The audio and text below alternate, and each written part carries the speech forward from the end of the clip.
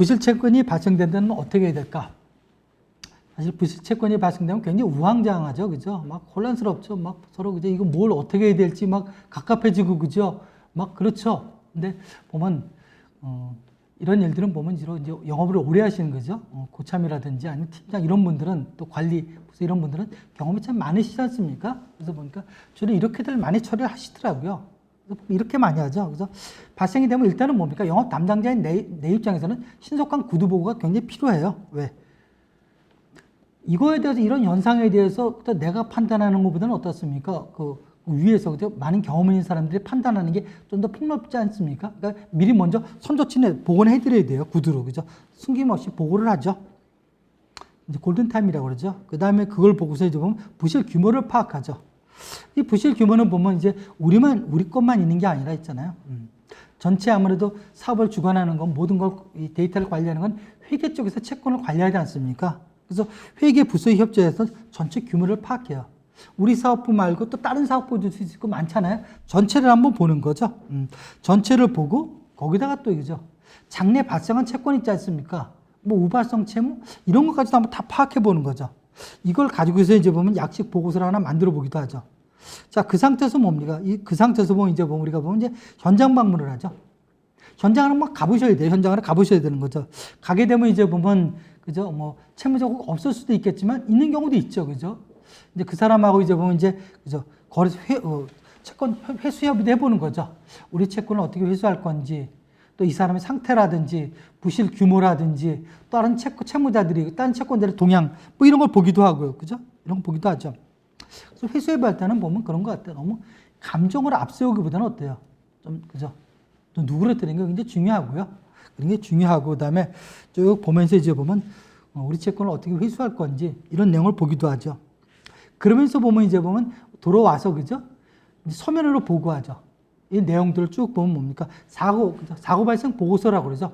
사고 발생 보고서, 전체 금액, 그 다음에 보면 이 회수 가능성 여부 그런 내용 들어가고요. 그 다음에 상대방이 가지고 있는 담보라든지 이런 내용들, 또 우리가 할 수 있는 조치, 뭘 할 건 이런 내용들이 이제 쭉 이제 보고서를 올리지 않습니까? 이런 내용들이 올라가죠.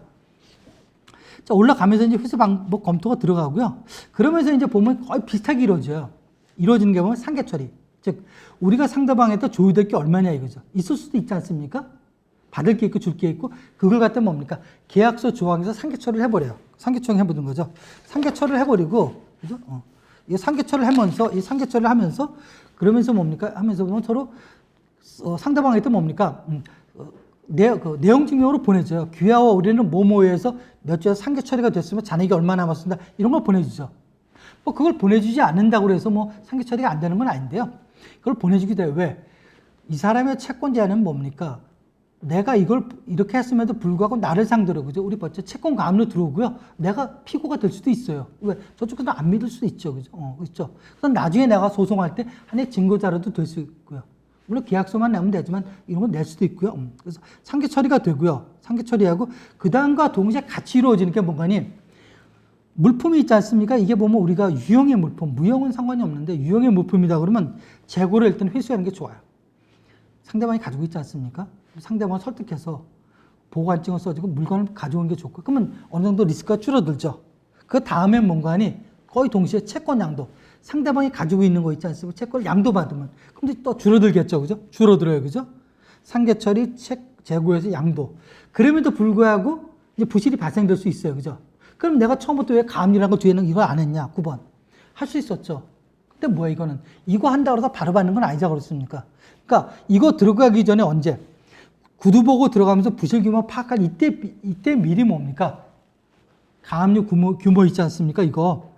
가압류 가처분 할 거. 물론 가처분을 미리 해놓을 수도 있고 가압류 같은 경우는 있지 않습니까? 미리 할 거 딱 준비하고 있었죠. 나머지 자녀 이 부분에 대해서는 가압류를 하고 보존 조치를 하고 그 다음에 뭐예요? 이제 뭐 채무서를 미리 발송해 두지만 보통 다음에 발송을 하고 그죠? 당사의 채권을 회수하기 위해서 당사는 본인이 아니오나 민형사상의 소송을 제기할 예정이며 자, 언제까지 안 될 시 그죠? 뭐 어떤 조치를 하겠습니다. 이런 내용이 들어가겠죠. 그 다음에 그걸 민사소송을 하고 이기면 강제집행 회수하고 이렇게 보면 이제 회수를 들어가는 거죠. 그래서 우리가 보면은 주로 보면 이제 이런 이 부실 채권이 발생한 회수했을 때 나 혼자 하는 건 아니거든요.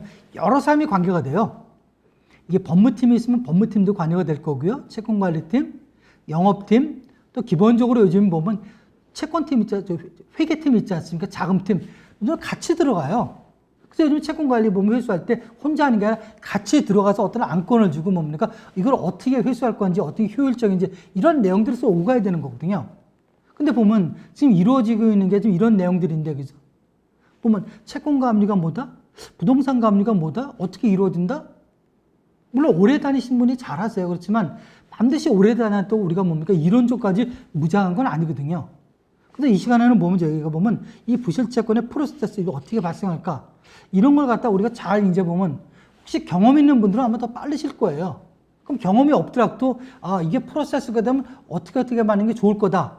그 다음에 받을 때는 뭔가라고요? 할 수만 있다면 법적인 조치보다는 임의적으로 회수할 수 있는 거. 상계 처리하고 재고를 넘겨받고 양도 받고 그 다음에 우리가 어떤 프로세스를 진행한다든지 뭐 이런 거. 물론 앞에 보면 재고나 채권 양도 못 받을 수도 있잖아요. 안 주면 어떻게 받아요? 문 따고 못 갖고 오잖아요. 그죠? 받을 수밖에 못 받잖아요. 이런 경우는 바로 우리가 뭐 해야 됩니까? 법적 조치를 들어가야 되는 거죠.